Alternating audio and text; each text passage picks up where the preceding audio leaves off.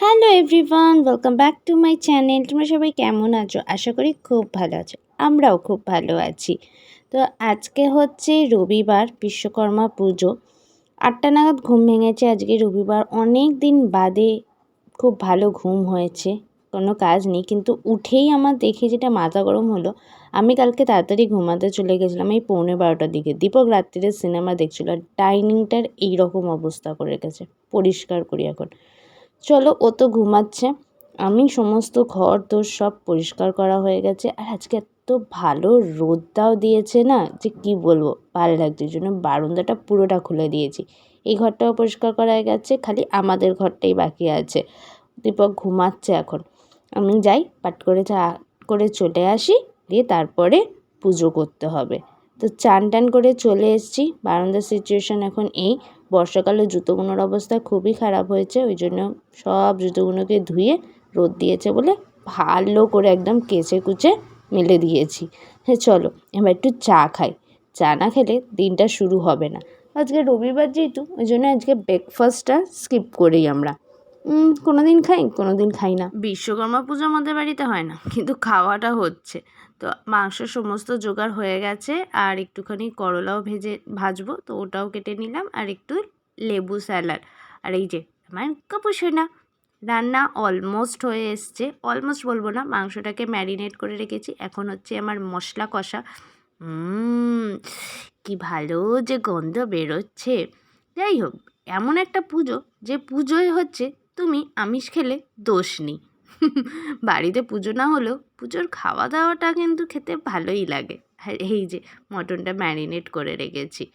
Mutton কষতে কষতেই এত সুন্দর গন্ধ আসে। দীপক যে কতবার উঠে উঠে এসছে, কি গো মটনটা কষা হলো, আমি কি একটা পিস পাবো?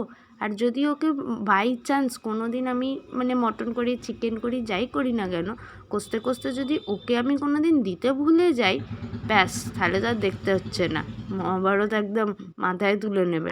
তবে এখন একটু কষা বাকি আছে। আজকে ওর অফিসের কিছু কাজ আছে, ওই জন্য ও দুখানা ল্যাপটপ নিয়েও কাজ করছে। দুখানা ল্যাপটপ নিয়ে কাজ করছে না, একটাই নিয়ে করছে। মাঝে মাঝে আমিও আমার কাজটাকেও করছি। রোদটাও এখন অনেকটা চলে গেছে। ওই যে দুখানা ল্যাপটপ, একটা আমার একটা ওর।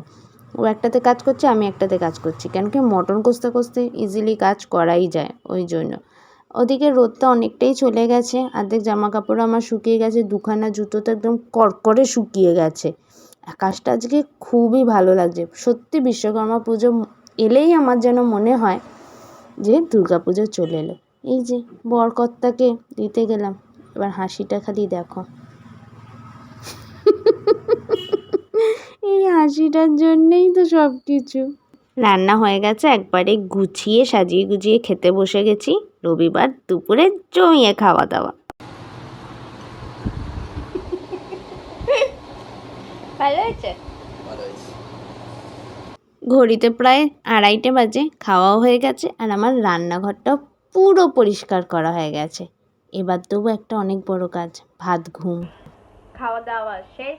রবিবার দুপুরবেলা মাংস ভাত জমে গেল। মাংস ভাত না, মটন ভাত। আর সব মাজা হয়ে গেছে। এবার একটু কোল্ড ড্রিঙ্কস খাচ্ছি। একটা লম্বা বাঙালির সব থেকে প্রিয় আর একটা জিনিস করতে হবে, সেটা হচ্ছে ভাত ঘুম দিতে হবে। সারা উইকের পরে রবিবার দুপুরে মটন ভাত খেয়ে ভাত ঘুম দেওয়ার মজাই আলাদা। তাহলে চলো, আজকের ব্লগটা এত দূর অবধি রাখছি। যদি কিছু ভালো লেগে থাকে তাহলে লাইক, কমেন্ট, শেয়ার আর সাবস্ক্রাইব করতে ভুলো না। খুব শীঘ্রই দেখা হবে আবার একটা নতুন ব্লগে। ততক্ষণের জন্য টাটা, আর সবাই খুব খুব খুব খুব ভালো থেকো।